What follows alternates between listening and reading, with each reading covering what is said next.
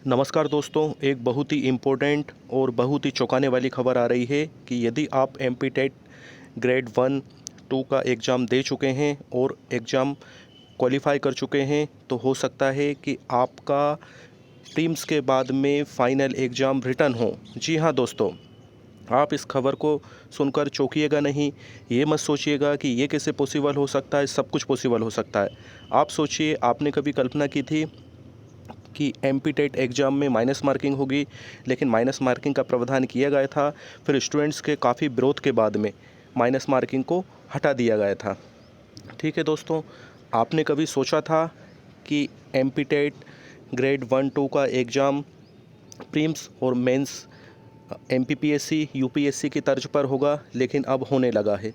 क्या कभी आपने कल्पना की थी कि आपने मंदसौर शहर सिलेक्ट किया है एग्ज़ाम सेंटर के लिए और आपको 400-500 किलोमीटर दूर सागर मिला है, या आपने भोपाल शहर डाला है और सागर शहर डाला ही नहीं, सागर सिटी का एग्ज़ाम सेंटर डाला ही नहीं और आपको सागर में एग्ज़ाम सेंटर मिला है, ये भी हुआ है।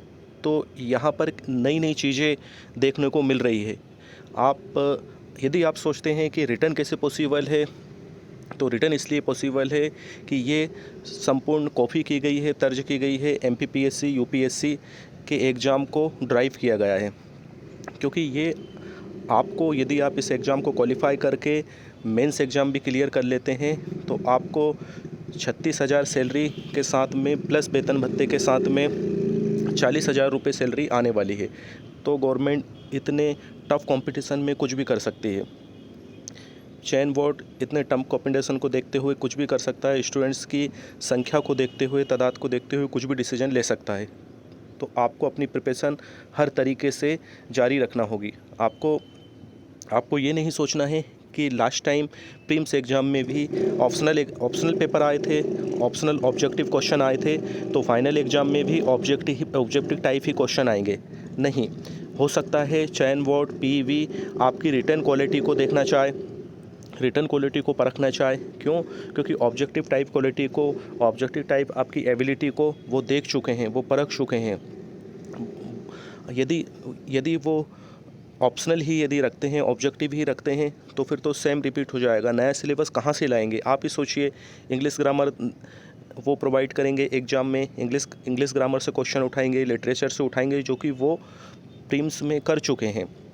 क्वालिफाइंग एग्ज़ाम जब आपने दिया है या अभी दे रहे हैं तो वो उसमें ऐसा कर चुके हैं। लेकिन अब बात आती है कि फ़ाइनल एग्ज़ाम के लिए क्या किया जाए, फ़ाइनल एग्ज़ाम के लिए किस तरह से स्टूडेंट्स की छँटनी की जाए, तो वो रिटन एबिलिटी चेक कर सकते हैं। अब यदि आप सोचते हो कि हम इंग्लिश में इतने एक्सपर्ट तो है नहीं, रिटन एग्ज़ाम कैसे फेस करेंगे, रिटन में क्या लिखेंगे, इंग्लिश लिटरेचर इतना डीपली आता है, क्वेश्चन कुछ भी पूछ सकते हैं, तो हम इतना डीपली कैसे लिखेंगे, हमारी पूरी मेहनत पर पानी फिर जाएगा। हमने कितनी मेहनत से प्रीलिम्स एग्ज़ाम क्वालिफाई किया है, अब क्या करें? तो दोस्तों, आपको आपकी एबिलिटी, आपकी योग्यता पर भरोसा करना होगा। आप सोचिएगा, आपने किस तरह से English BA, English MA qualify किया है, कितनी सप्लीमेंट्री कॉफ़ी फ़िल की है, एक्स्ट्रा कॉफ़ी फ़िल की है, कितना लिखा है, ठीक इसी तरह से इसमें आपको लिखना होगा। तो इससे वो आपकी रिटन एबिलिटी चेक करेंगे और उसके बाद में ही उसके मार्क्स के हिसाब से फ़ाइनल लिस्ट जारी करेंगे। तो दोस्तों, आपको सभी तरह से तैयार रहना है क्योंकि यहाँ पर नई नई चीज़ें देखने को मिल रही है, नई नई चीज़ें सुनने को मिल रही है, तो कुछ भी हो सकता है। और यदि आपकी प्रिपरेशन ऑब्जेक्टिव प्रीलिम्स में अच्छी थी तो वो आपके लिए बेहतर प्लस पॉइंट होगा। हालांकि अभी एग्ज़ाम गोइंग ऑन है बहुत से सब्जेक्ट का। जैसे फर्स्ट जब स्टार्टिंग 1 मार्च को एग्ज़ाम शुरू हुआ था तो हिंदी सब्जेक्ट के साथ में शुरू हुआ था।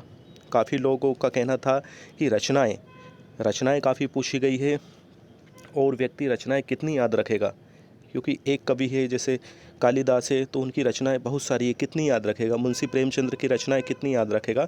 तो इसलिए वो अच्छी खासी उनकी हिंदी में पकड़ होने के बावजूद भी वो ओनली 75 बाउंड्री पर मार्क्स ला पाए। और यदि हम बात करते हैं इंग्लिश लिटरेचर की, जो कि 2 मार्च से उसके एग्ज़ाम चालू हुआ था, फर्स्ट शिफ्ट मॉर्निंग में और इवनिंग में, तो कैंडिडेट्स का कहना है कि ग्रामेटिकल काफ़ी आया था। यदि देखा जाए तो डायरेक्ट, इनडायरेक्ट और एक्टिव पैसिव वॉइस, इनके ही क्वेश्चन कम से कम 15-20 क्वेश्चन आए थे। और अनसीन पैसेज की यदि बात करें, कंप्रेशन पैसेज की यदि बात करें, तो आपके सब्जेक्ट में से ही उठाकर पूछा गया था, और नीचे ऑप्शनल क्वेश्चन, उसमें से टिक लगाना था। दोस्तों देखा जाए तो 2018-19 में जो एग्ज़ाम हुए थे उसकी तुलना में ये जो चयन परीक्षा हो रही है, जिसको आप क्वालिफाई कर रहे हैं, क्वालिफाइंग मार्क्स लाना है, ये टफ नहीं है दोस्तों। हाँ जी दोस्तों, ये टफ नहीं है। यदि आपने 2019 में यदि एग्ज़ाम दिया होगा तो क्वेश्चन आउट ऑफ सिलेबस आया था, और इतना आउट ऑफ सिलेबस आया था कि एग्ज़ाम ही कैंसिल हो गया था। फिर नेक्स्ट एग्ज़ाम हुआ था दोस्तों, और उसमें भी बहुत कम लोगों का चयन हो पाया था।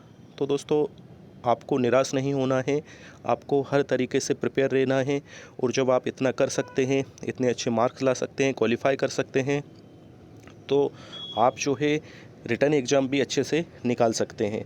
और समय समय पर इस तरह की महत्वपूर्ण जानकारी, महत्वपूर्ण अपडेट मैं आपको देता रहूँगा। दोस्तों यदि आप मेरे इस चैनल पर लाइक हो तो मैं आपको रिक्वेस्ट करता हूँ कि इसी तरह की महत्वपूर्ण जानकारी आपको मिलती रहेगी, इम्पोर्टेंट इन्फॉर्मेशन आपको मिलती रहेगी कि कब आपका रिजल्ट आ रहा है, आप क्वालिफाई हैं, डिसक्वालीफाई हैं, एग्ज़ाम का पैटर्न क्या रहेगा, एग्ज़ाम का सिलेबस क्या रहेगा, किस तरह से आपको प्रिपरेशन करना है, आपके एमपी-टेट ग्रेड से रिलेटेड सारी इन्फॉर्मेशन आपको समय पर मिलती रहेगी। इसलिए प्लीज़ इस चैनल को लाइक करें, सब्सक्राइब करें और अधिक से अधिक शेयर करें। जय हिंद दोस्तों, वंदे मातरम, भारत माता की जय।